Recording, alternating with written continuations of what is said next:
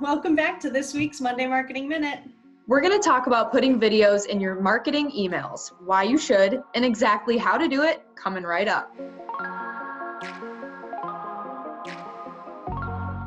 Including a video thumbnail in an email can increase clicks by 50%. But you can't actually embed a video in an email, so using video in email marketing is kind of a misnomer. Yeah, most email clients don't support embedded videos. And if you're delivering to a large list, you're likely to leave someone with a poor user experience.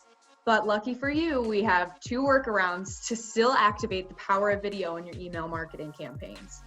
First, you can create a GIF from your video and place that in the email.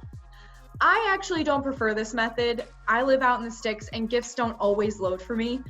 I prefer grabbing a thumbnail of the video and adding a play button on top. Then users know to click through from the thumbnail to watch the video. If you subscribe to our weekly newsletter, the Digital Digest, this is how we advertise the Monday Marketing Minute each week.